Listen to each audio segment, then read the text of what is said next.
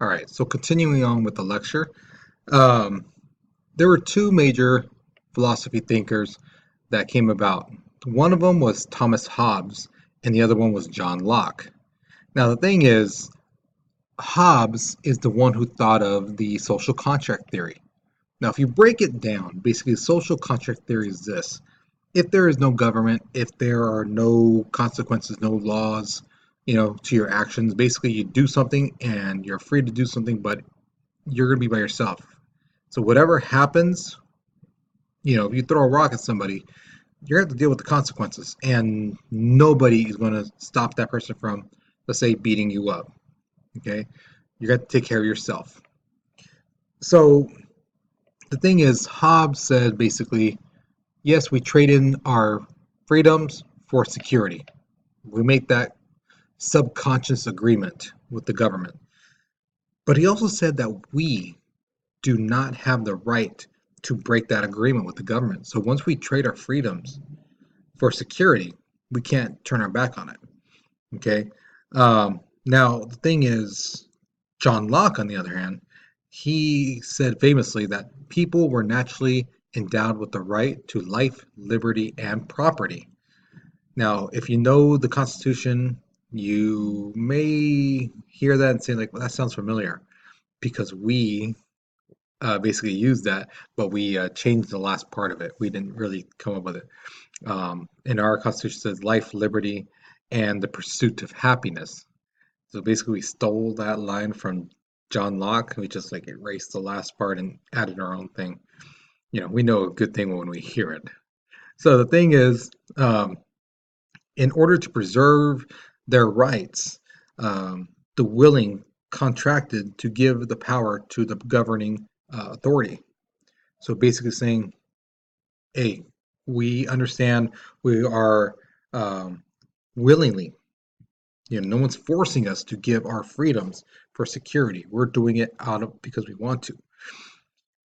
The thing is, he said, however, unlike Hobbes, that the if the government failed in their sense of security for us, that we have the right to basically break the contract. That hey, they didn't fill their end of the bargain by keeping us safe.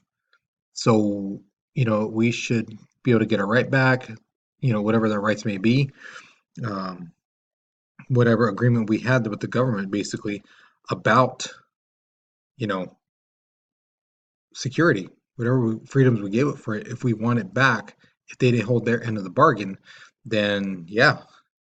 But he's saying also, too, agreeing with Hobbes, I'm sorry, that if the government is doing their job, and all of a sudden people are like, well, I don't want this, I don't want that, I want my freedom back, but the government's keeping their end of the bargain, then you can't complain because they're doing their job and you willingly gave up your freedom for that security. Okay.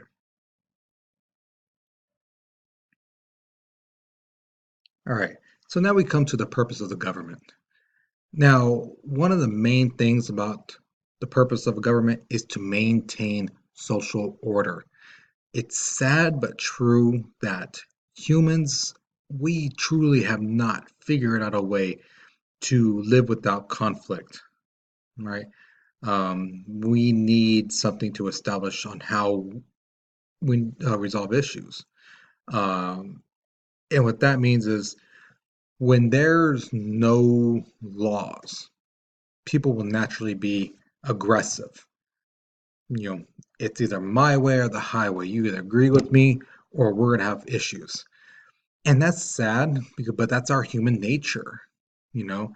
Now I get it that some people are like, well, I'm not like that, and that may be true, and I understand that.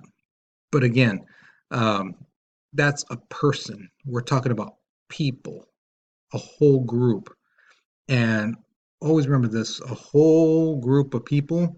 When there's no laws or consequences to your action besides what's being thrown at you, um, basically people will go to violence. Okay, so that's why we have these rules, laws that are created by members of the government, and basically that's why we have like a court system that can help us resolve issues basically who's right, who's wrong, this is the consequences, they hear both sides, things like that. Okay, that helps us maintain social order. The other thing that, for the purpose of government, is it provides a public service. Now, this means they do things that ordinary people need, but can't do or won't do on their own. Now, I get it. Some people are reading that going, well, if you pay me enough, well, that's the thing. This is not about being paid. It's just that it has to be done, but you don't have the time or you won't do it. Okay. So a good example is basically building a sewer line from your place to the main sewer. You know, how many of you guys are going to dig in the ground, you know, making a sewer line that connects from your place to the street sewer? You know, takes a lot of work, takes hard work. A lot of people don't have time to do it. Some people don't want to do it. Some people don't know how to do it, which is fine. That's why we have professionals, people in the government to do that. The other thing is like the Food and Drug Administration, the FDA. Now, these guys, they actually check to make sure that your medicine, your food is safe for you to consume. That the buyer is not cheated out by the manufacturer. Okay. Um, so whenever you hear on the news, oh, this type of broccoli has salmonella, or there's a recall on this item, so usually when it comes to food, that's the FDA. Okay. Or if it's medicine, that's the FDA. They're making sure that it's safe for you to consume that item. Now, not every country has this. That's why it's good that our country does. Another purpose to the government is to provide national security. Now, these are our servicemen and women, and they basically protect the people from foreign and domestic threats. So, enemies outside of our country and within our country. They also create war, conflicts, or sign treaties with other countries. So the government basically decides, you know what, there's no way our continuation negotiations will go on. They're going to end soon, so be prepared for war. Or maybe, hey, you know what, we come to agreement, let's have a treaty. Nobody around is going to basically sit down in a meeting with an ambassador from Yugoslavia to hear about, trading and things like that, and if conflicts come up. Nobody's really going to know what they're talking about because a lot of their conversations about previous stuff that you may not be aware of, chances are you're not. So that's why we have people in our military, in the national security, state department and stuff like that, who do know the briefings, do know what's going on around the world, have the intel, and can act on it on our behalf because we don't know. Okay. The other purpose for a government is to make economic decisions. Um, the government has to wisely decide on what and where to spend their money on. Um, Now, this sucks because everyone's idea is different. Some people feel we should spend more money on education. Some say more on health. Some say on the military. Some say on you know veterans. Some say on transportation. Fixing the roads, things like that. The infrastructure. Some people say other things. That we should be researching this or that. So there's a lot of things that our money could go to. The reason we have this government is for them to get the money and be like, okay, what should we spend it on? What's really important? Sadly, everyone is not going to be able to get what they want. Sadly, that's part of life. Okay. Um, and of course, I'm sure you guys know the old saying, which is true. You can't make everyone happy. Okay.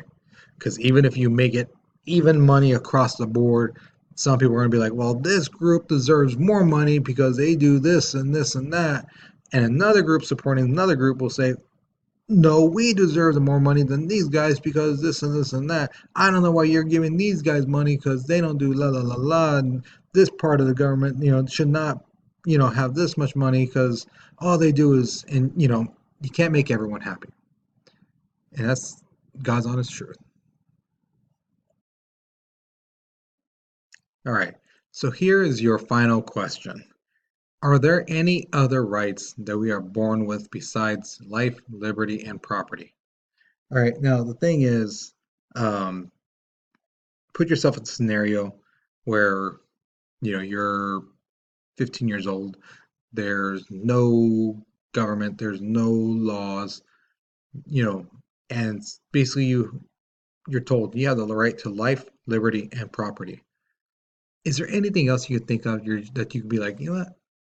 As a person, free person, you know, what else am I guaranteed as a person besides life, liberty, and property?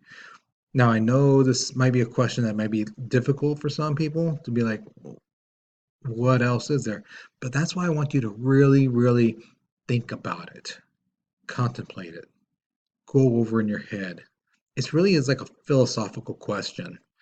Now, granted, some of you guys might have difficulty, which is fine. It's okay.